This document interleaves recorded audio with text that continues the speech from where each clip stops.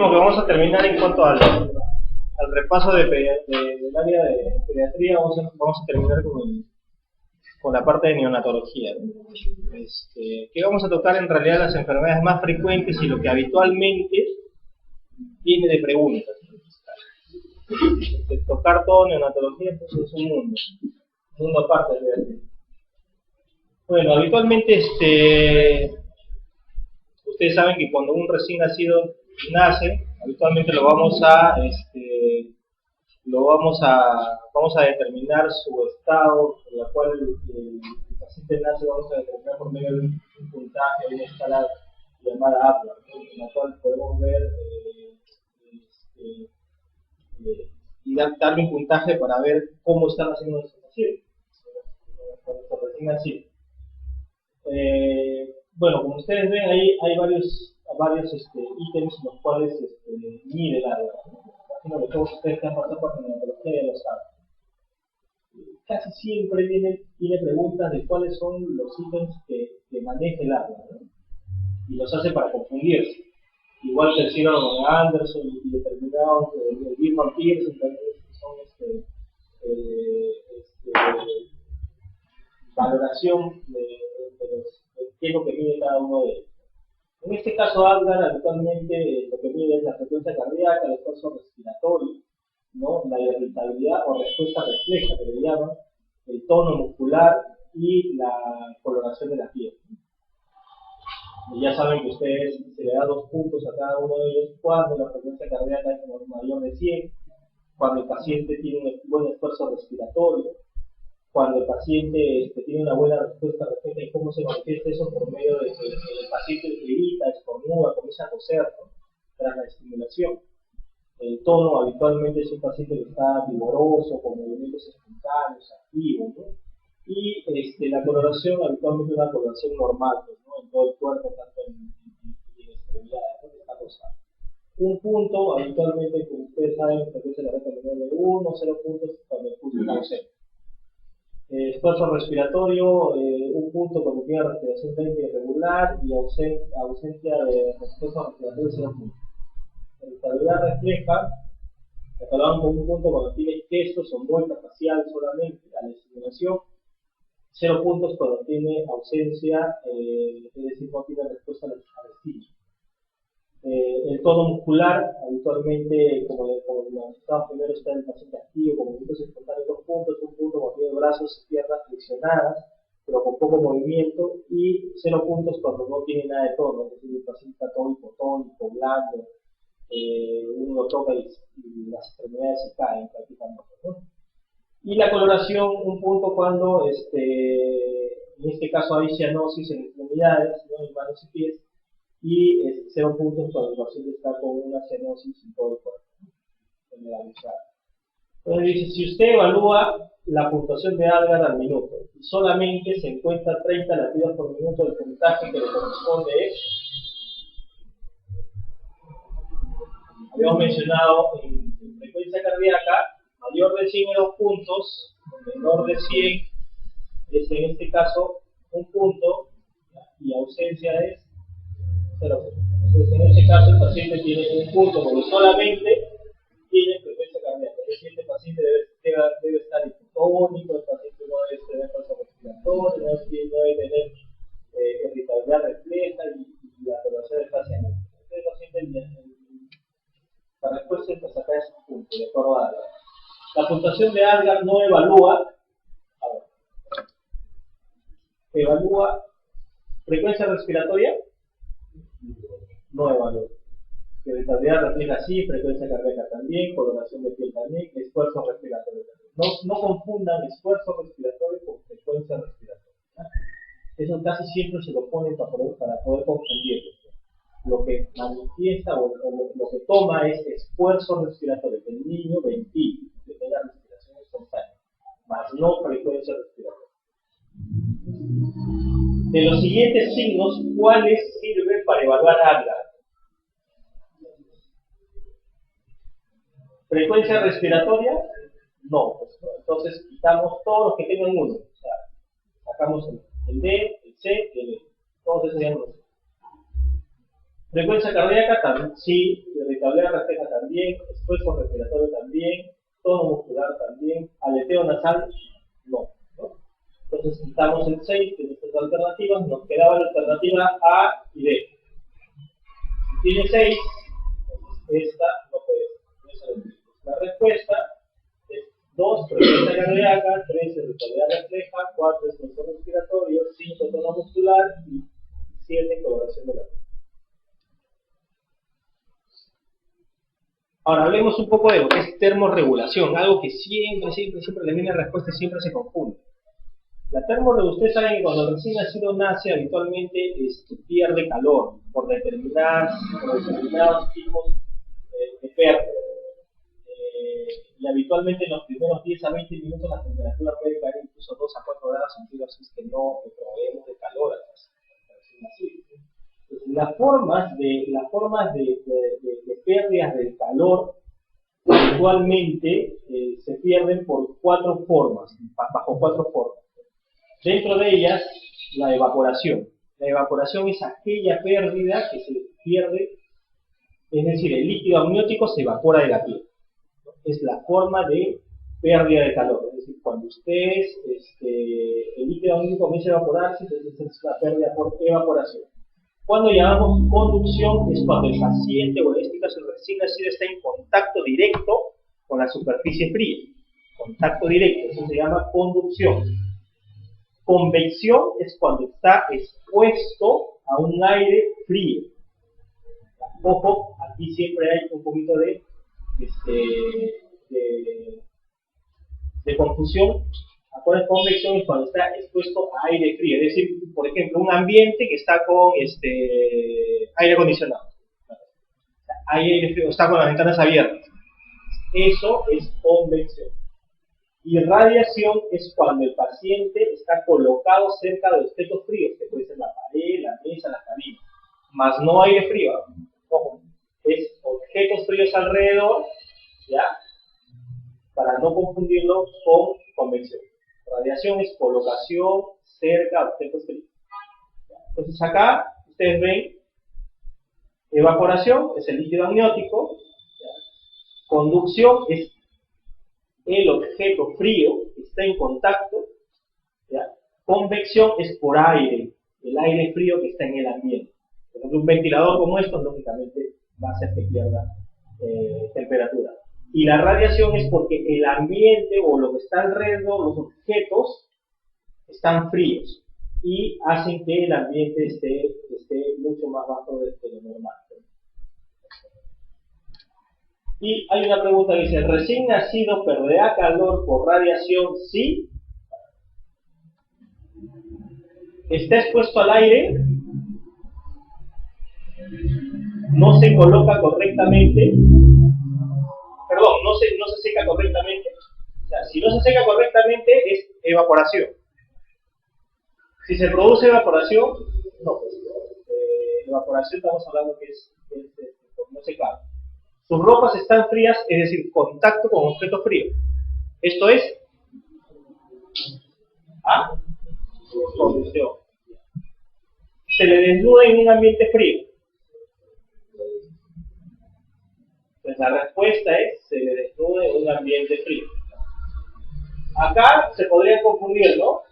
Está expuesto al aire o se desnuda en ambiente frío. Son cosas diferentes. Acá está expuesto al aire, ¿no? Eso es, habíamos mencionado, ¿ya?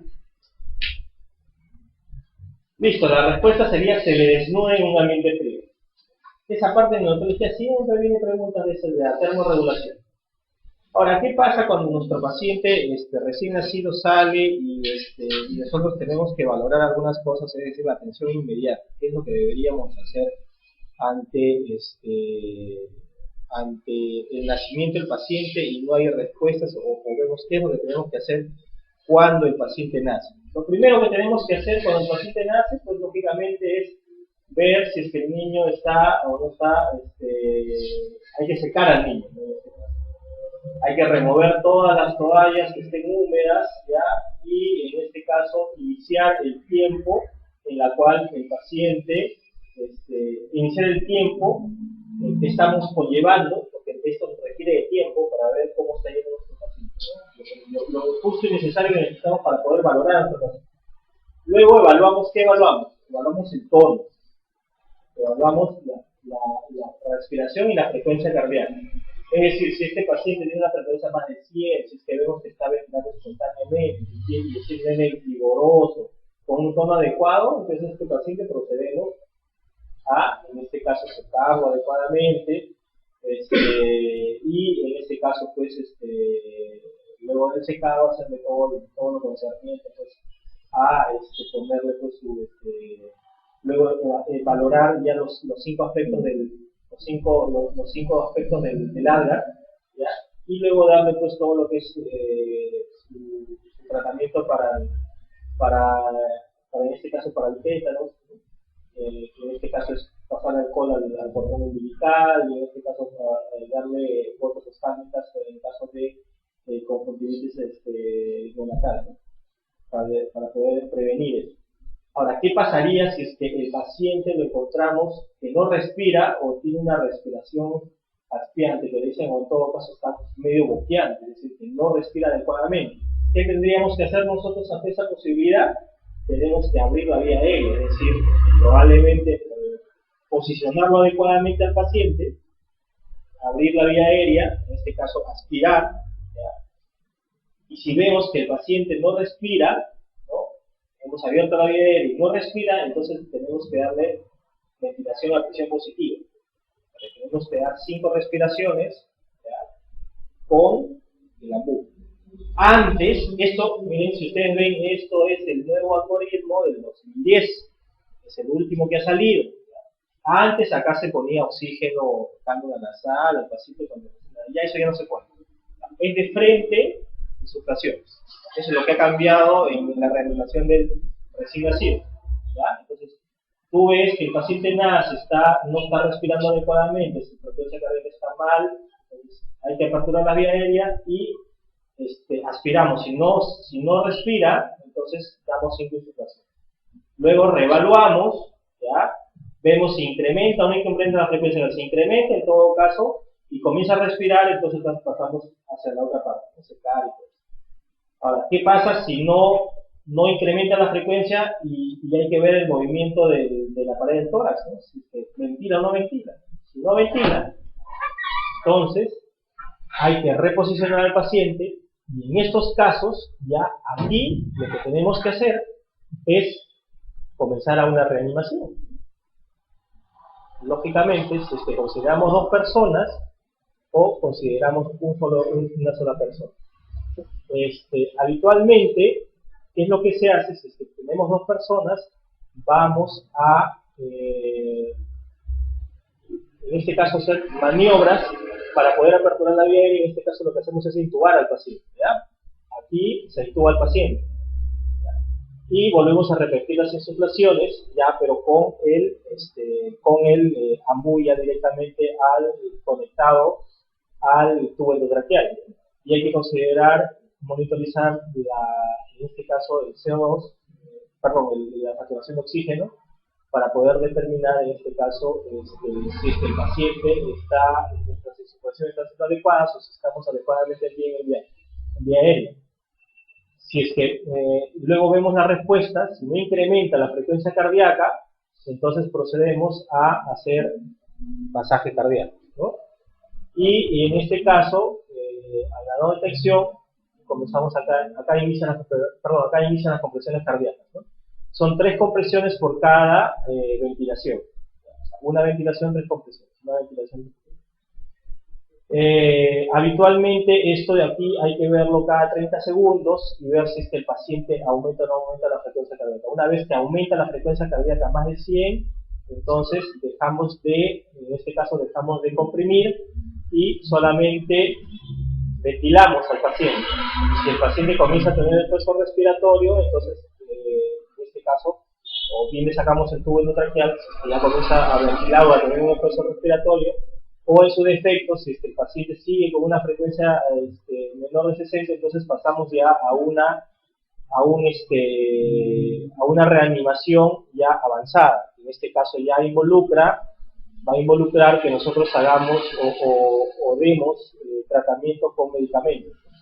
En este caso ya comenzamos con tratamiento con adrenalina, ¿no? Puedes usar adrenalina inicialmente, puedes dar una dosis, luego puedes dar atropina, y dependiendo del tiempo que está en paro el paciente, en este caso puedes usar bicarbonato por la cirrosis que hace, ¿ya? Si hasta un lapso de 30 minutos el paciente no te sale con la reanimación, entonces podemos decir que el paciente pues lamentablemente ha fallecido, o ha nacido con una depresión tal que no las podía sacar en este caso de la reanimación neonatal. Pero estos son los pasos a seguir, ya saben, son los nuevos pasos, porque antes acá se ponía oxígeno y todo. Ahora no, ahora solo se evalúa, se ve el tono, y si ves que no respira o el tono es inadecuado, la frecuencia cardíaca también, entonces inmediatamente comenzamos con las vinculaciones con el AMBU. Y si no mejora, lo intubamos, ¿ya? Y luego de ahí, si no mejora, compresiones. ¿Ya? Esa es la reanimación básica. Luego el avanzado, eso lo podemos hacer más adelante. Entonces, en la reanimación neonatal, si usted, después de realizar una estimulación táctil y permeabilizar la vía aérea, el neonato no presenta respiración espontánea, usted consideraría, ¿qué es lo que haríamos? Ya lo estimulamos, lo secamos, permeabilizamos la vía aérea, y si el paciente no tiene respiración espontánea, ¿qué hacemos? Ponemos el AMBU y damos 5 respiraciones, ¿no? Entonces, realizar ventilación a presión positiva. Si es que con eso no nos mejora, entonces procedemos a la intubación para seguir ventilándolo con el AMBU. Listo, lo otro, eso es en cuanto a reanimación. Lo otro que habitualmente viene para poder diferenciar son las conjuntivitis en recién nacidos. Las conjuntivitis en recién nacidos hay varios tipos. En este caso, la conjuntivitis monocócica, la conjuntivitis de inclusión, que es la Chlamydia transformatis, la conjuntivitis herpética, que es ocasionada por el herpes tipo 2, por el canal del parto, y la conjuntivitis por estafilococo, neumococo, o que son agentes comunes, ¿no? Habitualmente el inicio de una conjuntivitis monocócica se da entre el primer y cuarto día, a diferencia de la clamidia, que se acuerdan también la neumonía daba a partir de la tercera semana, segunda y tercera semana igual. La conjuntivitis también comienza o inicia sus síntomas a partir de la primera y segunda semana. La herpética, habitualmente la conjuntivitis va entre 3 y 15 días, y la estafilocócica entre el tercer y 10º día, ¿no? Pero esta habitualmente es, como acá menciono, la transmisión de las 3 primeras es intraparto, por el canal del parto, y la estafilococcus neumocócica es extraparto, ¿no? Es decir, por contaminación, por mala higiene, en todo caso, de la madre. El diagnóstico, bueno, se puede hacer un examen de la secreción, y lo que vamos a encontrar en este caso es un diplococo gran negativo, ¿no? Que es la Neisseria gonorrea. Y si es por inclusión, vamos a encontrar linfocitos, células plasmáticas e inclusiones intracelulares en el grano. Y si es herpética, tendríamos que, en este caso, vamos a encontrar linfocitos y células plasmáticas en las células y células multiplicadas en los cultivos virales. Y en el GRAM vamos a encontrar polimorfos nucleares y bacterias gigantes, en este caso, ¿no? El estafilococo de moco. La profilaxis, como ya sabemos, cuando el paciente nace, podemos dar fluoropovidona, podemos dar en este caso gentamicina también, que te puede cubrir ambos gérmenes, ¿no? La herpética, bueno, habría que ver, por ejemplo, si la paciente tiene herpes, ver la posibilidad de que tiene que ser un parto vaginal, ¿no? ¿Ya? Y acá es la higiene postparto, ¿no? La terapia habitualmente, si es que ya se produjo la conjuntivitis, habitualmente son con penicilinas tópicas. Puedes usar también ceftriaxona sistémica, porque la Neisseria gonorrea también te puede dar una neumonía, también te puede dar neumonía. Igual la clamidia, habitualmente son tetracyclina tópica, aunque habitualmente la tetracyclina no se usa en niños, ¿no? Puedes utilizar eritromicina también biostánica. Y también, bueno, acá mencioné eritromicina sistémica, pero habitualmente nosotros no tenemos ni eritro, ni claritro, ni acitro sistémico, no solamente tenemos bioral. Herpética, en este caso podemos utilizar aciclovir tópico o sistémico si es que hay una presentación clínica sistémica, es decir, el paciente ha hecho todo un cuadro generalizado de una infección por herpes, ¿no? Puede ser incluso el herpes de este tipo te puede hacer una meningitis herpética, ¿ya?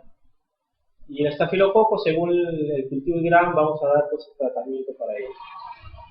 Entonces, habitualmente, sobre todo viene, no se olviden del inicio, que este de acá es el más precoz, ¿ya? Y habitualmente la clamidia es un poco más alejado de la primera semana, ¿ya?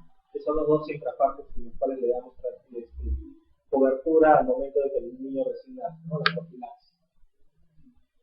Entonces dice, resignas un niño nacido de parto normal hace 2 días. Desde hoy presente edema palpebral y abundante secreción purulenta en ambos ojos. El diagnóstico más probable es conjuntivitis neonatal por. Acá lo único que nos va a ayudar en realidad es el tiempo en la que se ha presentado, ¿no? Porque si no nos pusieran el tiempo, puede ser fácilmente una clamidia, puede ser un gonococo, ¿no? Habitualmente el herpes simple, aparte de darte, te da te puede dar lesiones vesiculares en el párpado, ¿no? Es la diferencia en nosotros, ¿no? Dentro de la clínica, te dan lesiones vesiculares, vesículas, ¿ya? A diferencia de los otros que solamente pues, es congestión, secreción ocular, edema del párpado, el paciente no le puedes abrir el párpado, abrir el párpado. Acá por el tiempo de evolución de 2 días, entonces el diagnóstico sería tétanos neonatal. En este caso, ya saben ustedes que el tétanos es ocasionado por el Clostridium tetani, que saben que es un gran positivo anaerobio. ¿Ya? Hay 4 formas, ¿no?, de presentación del tétanos. La local, que es poco común, la cefálica, que es rara, y la generalizada, en este caso, que es la más común, ¿no? El tétanos generalizado corresponde más o menos al 80% de todos los casos. Y dentro de esta tétanos generalizada, lo que aún todavía se presenta en lugares que probablemente no se hace profilaxis para el tétanos, en este caso es el tétanos neonatal. Habitualmente el tétanos se va a producir por medio de algunas toxinas, ¿no? Que es la tetanomicina y la tetanospasmina, que son las 2 toxinas que al entrar en contacto lo que va a hacer es que penetran a nivel de las fibras nerviosas motoras y periféricas hasta llegar al sistema nervioso central, y por lo tanto va a hacer que haya una afectación inhibitoria de las neuronas que producen el GABA, y por lo tanto van a producir la parálisis y espasmo muscular. Esa es su fisiopatología de cómo produce en este caso todo lo que es concerniente a su cuadro clínico, por motivos porque estas toxinas van a ser neurotróficas, que van a ir por medio de las fibras nerviosas motoras periféricas, por ahí entra.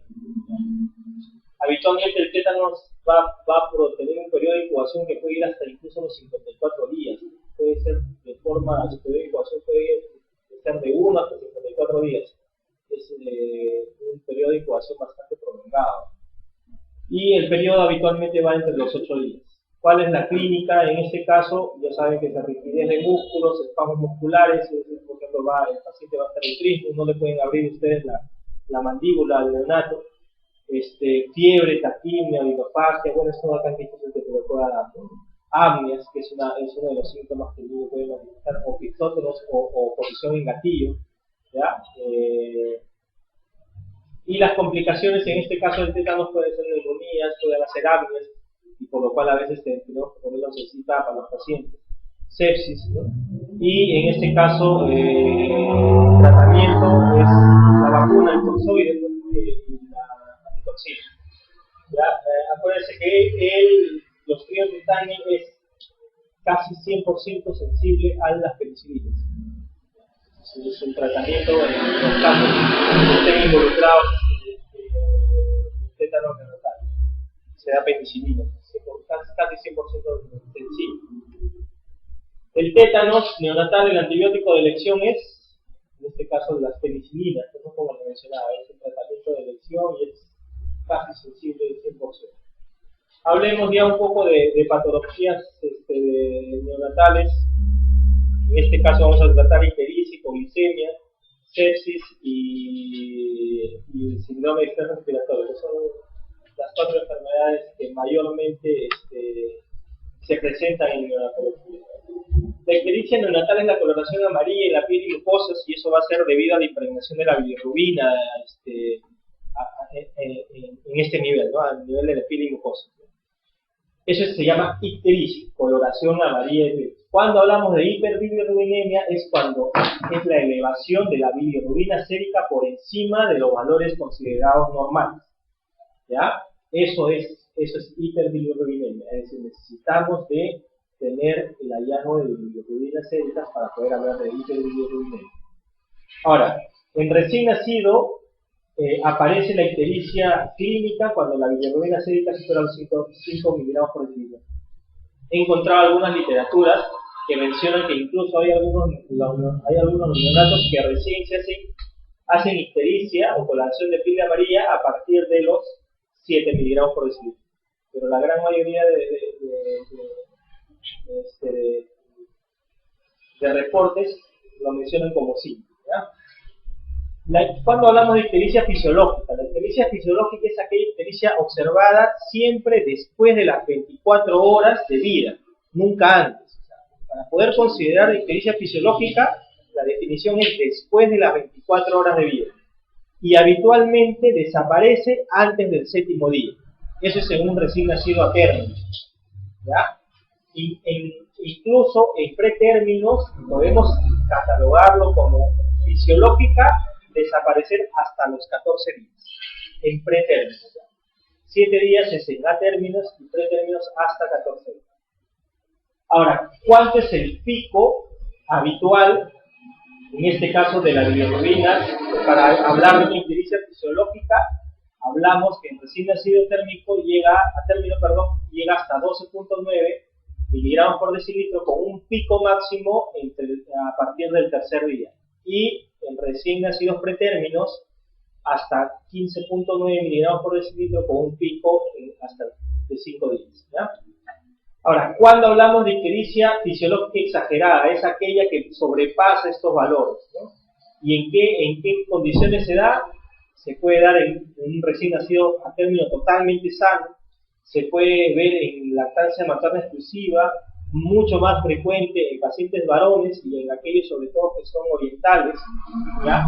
Pérdida importante del peso en la primera semana, aquellos que tienen una pérdida de peso más de en este caso del 10% de lo que habitualmente pierde,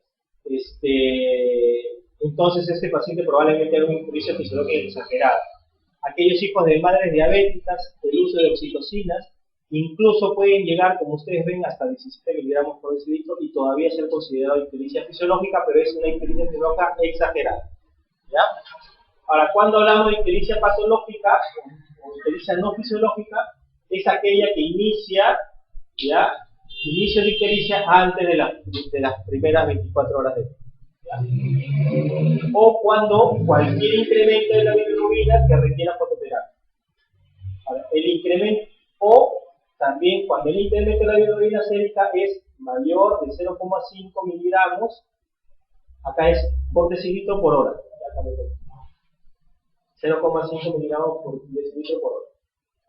Acá es cuando haya signos de enfermedad subyacente, es decir, cuando haya signos de toxicidad por bilirrubina, es decir, carnífero, ¿no? El paciente letárgico, el paciente que puede estar en un pistótono, ese tipo de síntomas. O si tiene una ictericia persistente que sea mayor de 8 días en recién nacidos o mayor de 14 días en recién nacidos en pretérmino, ¿no? Que fue, ¿se acuerdan en el anterior que decía hasta 7 días en términos y como les mencioné 14 días, hasta 14 días en pretérmino? Patológico es cuando es más de 8 días y más de 14. Hablamos de ictericia por lactancia materna, es sobre todo cuando se produce después del 4º día. Y habitualmente el paciente lo vamos a encontrar es un paciente saludable, que como, totalmente lacta adecuadamente, no lo vemos, es un paciente que lo vemos vigoroso, adecuadamente bien, ¿no? Se da por interferencia de la conjugación hepática, ¿ya? En la cual hay disminución de la glucosamina transferasa, en este caso a nivel hepático, y por lo tanto no va a haber desdoblamiento o no va a haber una captación adecuada para que se transforme en bilirrubina directa, ¿no? Cuando también existe, en este caso, colonización de bacterias, puede darse también por una disminución de la motilidad intestinal, y cuando hay una recirculación enteropática, ¿no? El tratamiento para una ictericia por lactancia materna es suspender la lactancia de 1 o 2 días. Lo habitual es que la ictericia por lactancia materna no pase o no sobrepase los 15.9 miligramos por decilitro. Ese es su rango máximo, ¿no? Ahora, ¿qué hacemos ante un paciente ictérico? O sea, si tenemos un paciente ictérico, lo primero, como dijimos, que hay que medir la bilirrubina. Ahora aquí vamos a descartar a todos aquellos que tienen bilirrubina no fisiológica, es decir, bilirrubina o ictericia no fisiológica. ¿Qué pasa si tenemos una bilirrubina o una ictericia con bilirrubinas directas incrementadas? Si hay ese predominio directo, entonces tenemos que pensar en todas estas enfermedades.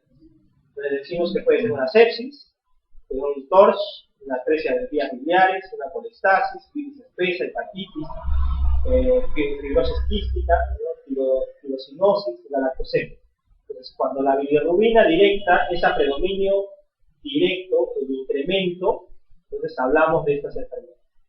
¿Qué pasa si el incremento es de bilirrubinas indirectas? Entonces tenemos que pedir algunos análisis. Tenemos que pedir grupo sanguíneo con factor RH, test de Coombs directo, hematocrito, una lámina periférica y reticulocitos. Entonces, ¿qué pasa si tenemos un Coombs negativo o un Coombs positivo? Si tenemos un Coombs positivo, entonces podemos hablar de que la enfermedad que le está produciendo es una isocompatibilidad, ¿ya? O una enfermedad autoinmune isocompatible, que puede ser ABO, que es mucho más frecuente que RH, por si acaso. De las isocompatibles, la más frecuente es isocompatible por ABO, isocompatibilidad por grupos RH, y hay otros grupos menores, ¿no? TAC y ese tipo que no es lo convencional. ¿Y qué pasaría si tenemos bilirrubina directa pero con Coombs negativo? Entonces ahí tenemos que ver nuestro hematocrito, si nuestro hematocrito es alto o es bajo o normal. Si es alto, entonces pensamos que es una policitemia.